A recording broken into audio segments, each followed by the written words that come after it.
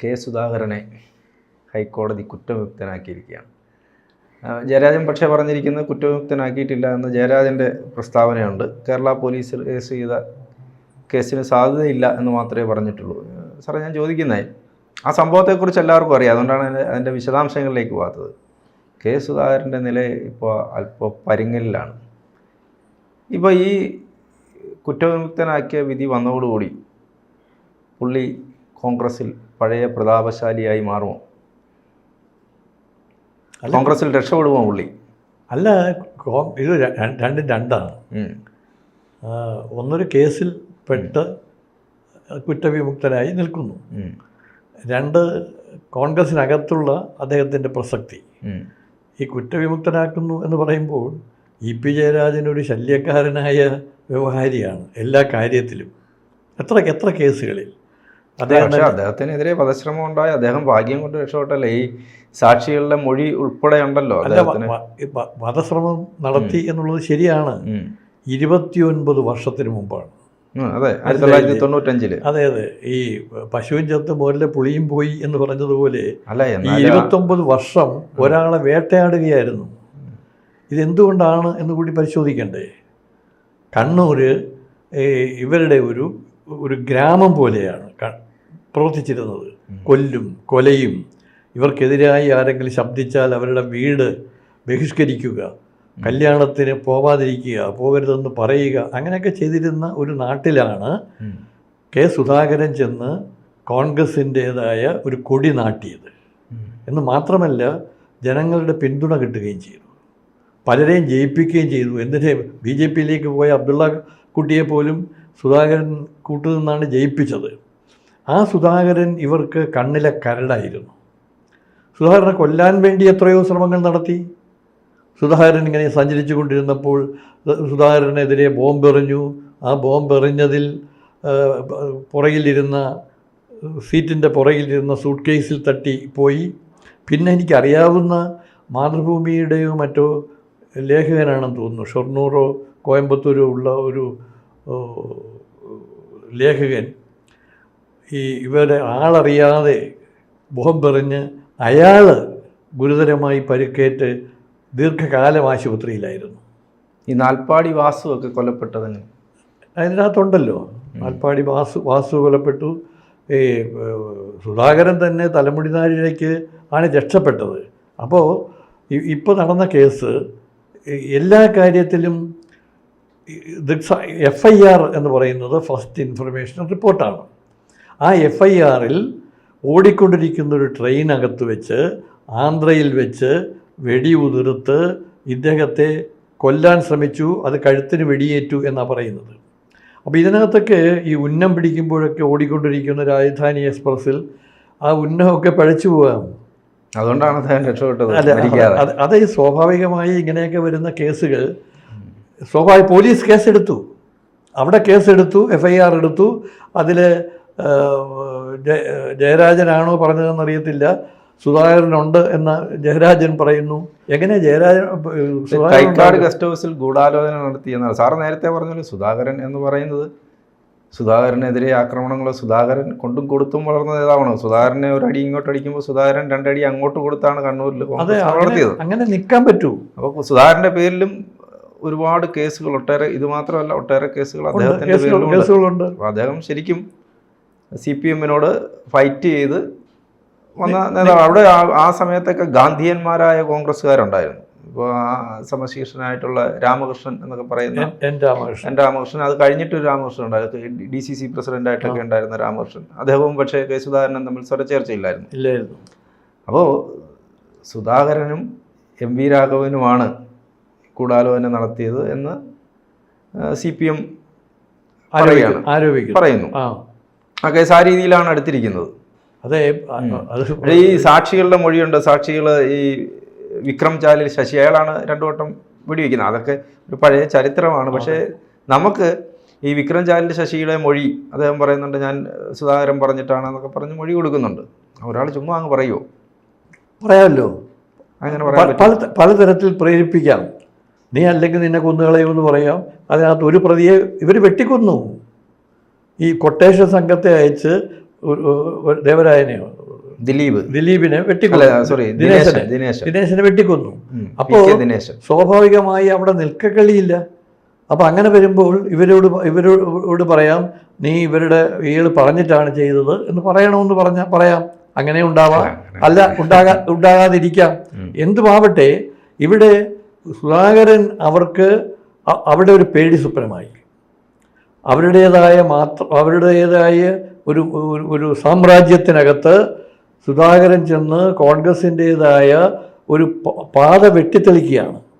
അപ്പോൾ സ്വാഭാവികമായി ജോൺ പറഞ്ഞതുപോലെ ഈ ഗാന്ധിയൻ മാർഗത്തിലൂടെയാണോ അല്ലയോ എന്നുള്ളത് വേറെ കാര്യം. കോൺഗ്രസ്സുകാർ ഗാന്ധിയെ കൈവിട്ടിട്ട് ഗാന്ധിയൻ മാർഗമാണോ അതോ സുഭാഷ് ചന്ദ്രബോസിന്റെ മാർഗമാണോ എന്നതിനെക്കുറിച്ചൊക്കെ നമ്മൾ വിലയിരുത്തുമ്പോൾ മാറും. ഇതല്ല, ഇ.പി. ജയരാജൻ എന്താ ഇപ്പം ചെയ്തുകൊണ്ടിരിക്കുന്നത്?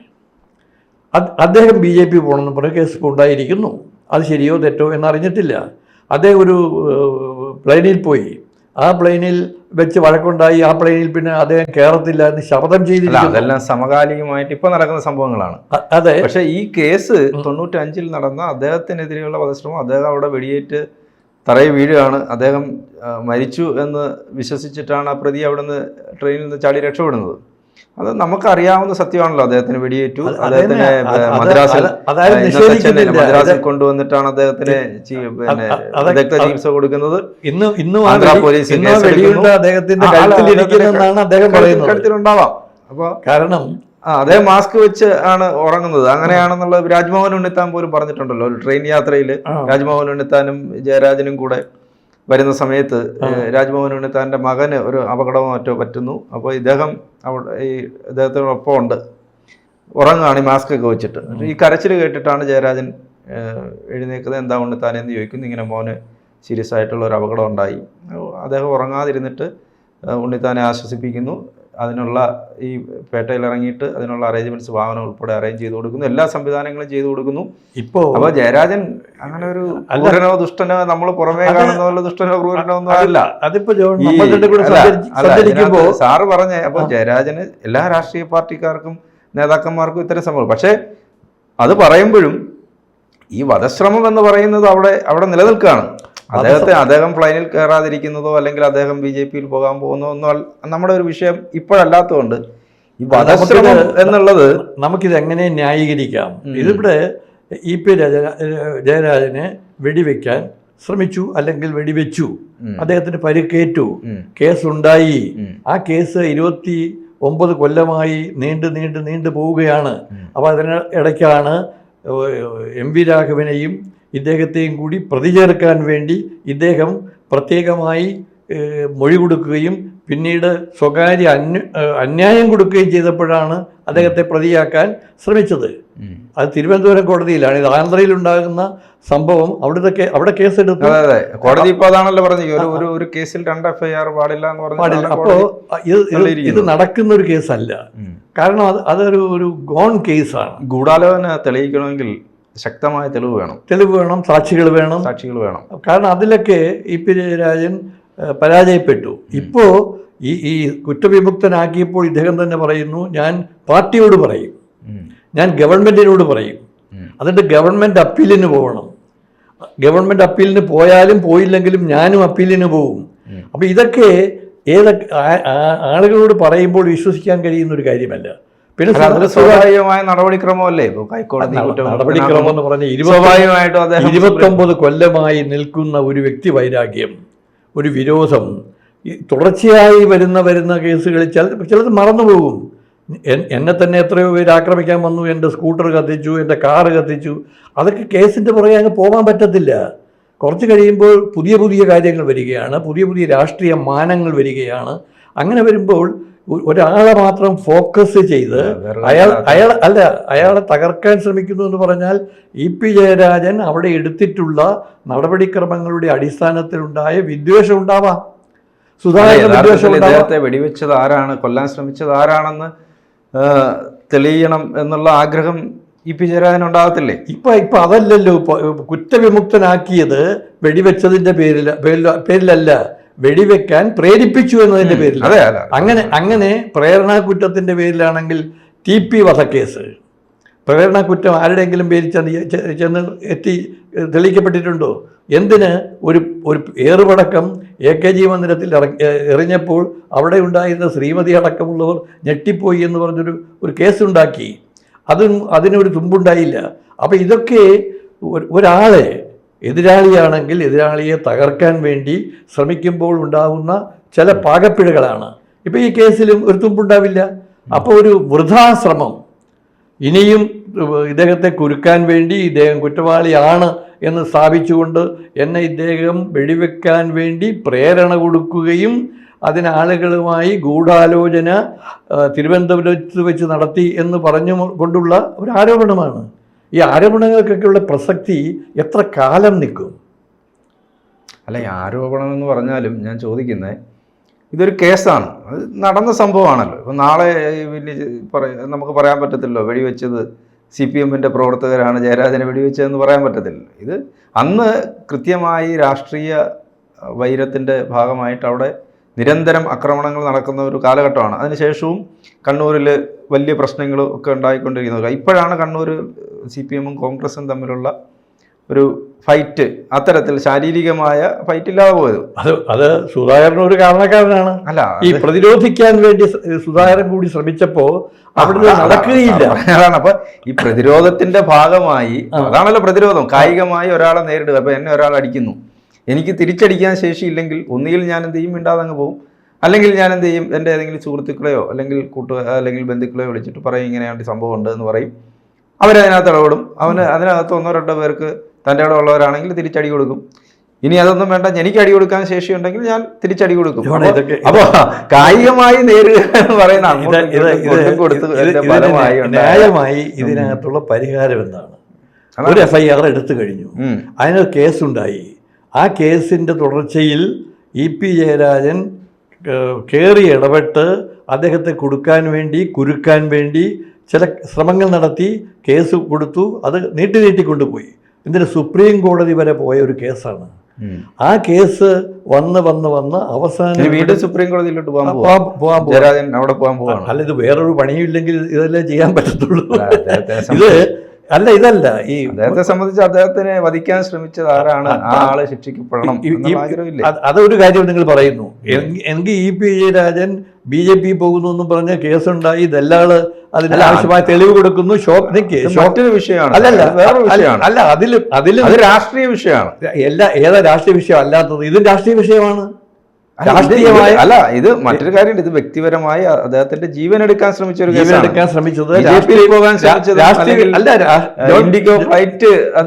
അല്ലല്ല ജോൺ, ഇത് രാഷ്ട്രീയ വിരോധം കൊണ്ട് തന്നെയാണ് ഇത് സംഭവിച്ചത്. രാഷ്ട്രീയ വിരോധമാകുമ്പോൾ ആരാണ് ചെയ്തത് എന്നറിയാൻ സ്വാഭാവികമായിട്ടും ഇപ്പൊ എന്നെ അറ്റാക്ക് ചെയ്യുന്നത്. ഇപ്പൊ ചില ആളുകൾ ഇതും കളയും. ചില മനുഷ്യർ കണ്ടിട്ടില്ലേ, കോടതി ആജീവനാന്തം കോടതി കയറി ഇറങ്ങുന്ന ചില മനുഷ്യർ, അവർക്കൊരു ഹരമാണ് ഇങ്ങനെ. പക്ഷേ അയാളെ ആക്രമിച്ചത് ആരാണ്, അല്ലെങ്കിൽ അങ്ങനെ ചെയ്ത ആരാണെന്ന് അറിയണം, അത് തെളിയണം എന്ന് ആഗ്രഹമുള്ളത് കൊണ്ടല്ലേ അദ്ദേഹം 29 വർഷം കഴിഞ്ഞിട്ട് നടക്കുന്നില്ല. അപ്പൊ ഞാൻ നമ്മുടെ നിയമ സംവിധാനം അങ്ങനെയാണല്ലോ. പറയുന്നത് അദ്ദേഹം ഒരു ശല്യക്കാരനായ വ്യവഹാരിയാണ് എന്നാണ് ഞാൻ അദ്ദേഹത്തെ കുറിച്ച് ഞാൻ പറയുന്നത്. ഒരു കേസിലല്ലേ അദ്ദേഹം പോയിട്ടുള്ളൂ. അല്ല, 29 കൊല്ലമായി നടന്ന ഒരു കേസിൽ കുറ്റക്കാരനല്ല എന്ന് കോടതി വിധിക്കുകയും കുറ്റക്കാരനാണ് എന്ന് ഇദ്ദേഹം ശഠിക്കുകയും അതിനുവേണ്ടി ഇദ്ദേഹത്തെ കൂടി പ്രതി ചേർക്കാൻ വേണ്ടി ആജീവനാന്തം അദ്ദേഹം ശ്രമിച്ചത് 29 കൊല്ലമായിട്ടും അത് നടക്കാതെ കുറ്റവിമുക്തനാക്കി. ഒരാൾ കൂടെ ഉണ്ടായിരുന്നു, എം വി രാഘവൻ മാർക്സിസ്റ്റ് പാർട്ടിയിൽ നിന്ന് കോൺഗ്രസിലേക്ക് വന്നയാളാണ്. ആ MP രാഘവനെതിരെയും പ്രതി ചേർക്കാൻ ഒരു ശ്രമം നടത്തുകയുണ്ടായി. അപ്പോൾ ഇവർ രണ്ടുപേരും കുറ്റവിമുക്തരായി. ഒറ്റ വാക്കാണ് പറഞ്ഞിരിക്കുന്നത്.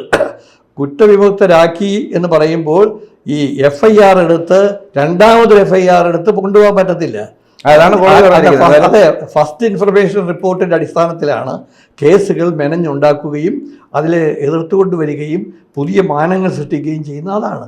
അപ്പോൾ ഇദ്ദേഹത്തിന് വേണ്ടി വാദിച്ച വക്കീലന്മാരൊക്കെ വിദഗ്ധന്മാരാണ്. ആ വക്കീലന്മാരുടെ വാദമുഖങ്ങളാണ് പൊളിഞ്ഞു പോയത്. അതുകൊണ്ടാണ് സുധാകരൻ രക്ഷപ്പെട്ടു നിൽക്കുന്നത്.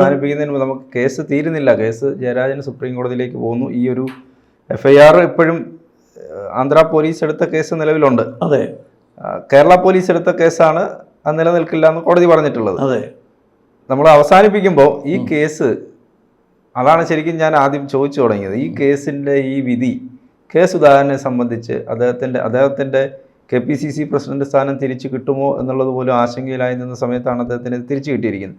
ഈ കേസിൻ്റെ വിധി അദ്ദേഹത്തിൻ്റെ രാഷ്ട്രീയ ഭാവി എന്ന് നമുക്ക് പറയാനില്ല, കാരണം അത് നേടേണ്ടതെല്ലാം നേടിക്കഴിഞ്ഞ് ഇത്രയും വയസ്സായ ഒരു രാഷ്ട്രീയ നേതാവാണ്. എങ്ങനെയായിരിക്കും കോൺഗ്രസിൽ അദ്ദേഹത്തിൻ്റെ ഇനിയുള്ള നാളുകൾ? അത് ജോൺ റിച്ചാർഡ് പറയുന്ന കണക്കല്ലേത്. ഇത് ഈ കേസും സുധാകരൻ്റെ രാഷ്ട്രീയ ഭാവിയും തമ്മിൽ ബന്ധമില്ല.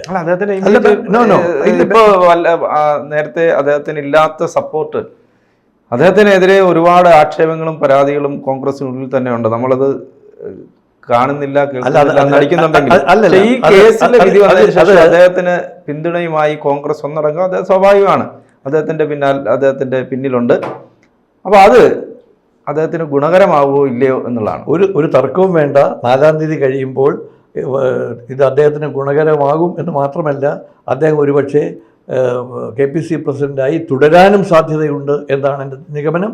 പിന്നെ പല ഘട്ടങ്ങളിലും നമ്മൾ ആലോചിക്കേണ്ട ഒരു കാര്യം, രാഷ്ട്രീയത്തിൽ ഏറ്റക്കുറച്ചിലുകളുണ്ടാവും, വേലിയേറ്റമുണ്ടാവും, വേലി ഇറക്കമുണ്ടാവും. അതുകൊണ്ടൊക്കെ ഒരാൾ തകർന്നു പോകും എന്നൊക്കെ പറയാനും ചെയ്യാനും പറ്റത്തില്ല. എന്തിനാ ഉമ്മൻചാണ്ടിക്കെതിരായി ഉണ്ടായ സോളാർ കേസ് ഇപ്പോൾ വീണ്ടും കുത്തിപ്പൊക്കി പുതിയ മാനം തേടിക്കൊണ്ടിരിക്കുകയാണ്. അപ്പോൾ അത് ശരിയാകുമോ തെറ്റാകുമോ, ആരാണിത് ചെയ്തത്, അതിലെന്താണ് മാർക്സിസ്റ്റ് പാർട്ടിയുടെ നിലപാട് എന്നതിനെക്കുറിച്ചൊക്കെ ആലോചിച്ചുകൊണ്ടിരിക്കുകയാണ്. എവിടെയും ഒരു കുറ്റമുണ്ടാകുമ്പോൾ ഒന്നുകിൽ മാർക്സിസ്റ്റ് പാർട്ടിയാണ് ഒരു പ്രതി അല്ലെങ്കിൽ വാദി. RSSനെതിരായിട്ടായാലും മുസ്ലിം സംഘടനകൾക്കെതിരായിട്ടായാലും കോൺഗ്രസിനെതിരായിട്ടായാലും ഉണ്ടാകുന്ന സംഭവങ്ങളിലൊക്കെ മാർക്സിസ്റ്റ് പാർട്ടിയോ മാർക്സിസ്റ്റ് പാർട്ടിയുടെ നേതാക്കളോ ആണ് പ്രതിസ്ഥാനത്ത് വരുന്നത്. എന്തിന് മറ്റൊരാൾ, മാർക്സിസ്റ്റ് പാർട്ടിയുടെ തന്നെ എത്രയോ ഉന്നതനായ ആൾക്കാർ കൊല ചെയ്യപ്പെട്ടു, അതിനുമൊക്കെ ഒരു തുമ്പുണ്ടാക്കാൻ കഴിഞ്ഞിട്ടില്ല. അപ്പോൾ ഇവിടെ ഞാൻ പറയുന്നത് അവസാനമായി, സുധാകരന് ഈ കേസ് കുറ്റവിമുക്തനായതുകൊണ്ട് കുറച്ച് ഗ്ലാനിയിൽ നിന്ന സുധാകരൻ കുറച്ചുകൂടി തെളിഞ്ഞ് പ്രകാശിച്ച് ഈ പാർട്ടിയിൽ നിലനിൽക്കും എന്നുള്ളതാണ് എൻ്റെ വാദം. കൂടുതൽ വാർത്തകളും വിശേഷങ്ങളും നിങ്ങളിലേക്ക് എത്താൻ ABC മലയാളം സബ്സ്ക്രൈബ് ചെയ്യുക, ബെൽ ബട്ടണും അമർത്തുക.